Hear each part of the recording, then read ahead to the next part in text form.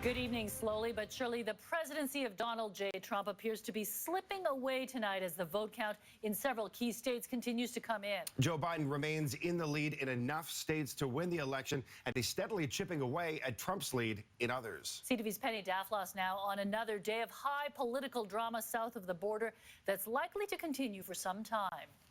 For the first time since election night, we're hearing from a very subdued Donald Trump. If you count the legal votes, I easily win.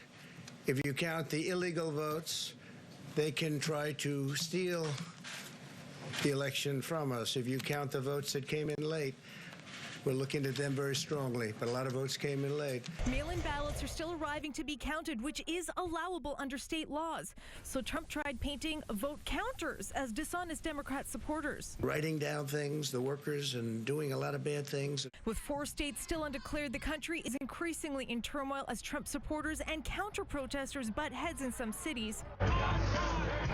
While in Arizona's Maricopa County last night,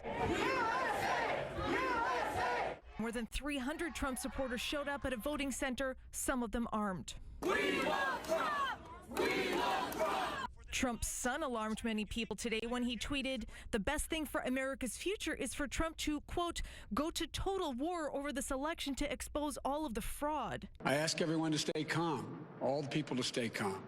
The process is working. The count is being completed, and we'll know very soon. Joe Biden's camp sees the mail-in ballots overwhelmingly in his favor from pandemic-cautious voters, and the likelihood growing that he will win. People getting as many as 18 ballots to their homes. The Trump team's attempt to discredit the results sound increasingly desperate, and many Republicans believe the writing is on the wall. I do, and I think he does too, and that's why you see him grasping at straws at this point. Poll workers in Michigan were duplicating ballots, but when our observers attempted to challenge the activity, those poll workers jumped in front of the volunteers to block their view so that they couldn't see what they were doing. And it became a little bit dangerous. One major hub for Trump provided zero evidence supporting his claims of voter fraud, and of course suggesting mail-in ballots shouldn't be counted is strange considering he is behind in some places that allow them. We heard from several election officials today in different states explaining the process, which is both time-consuming and legal.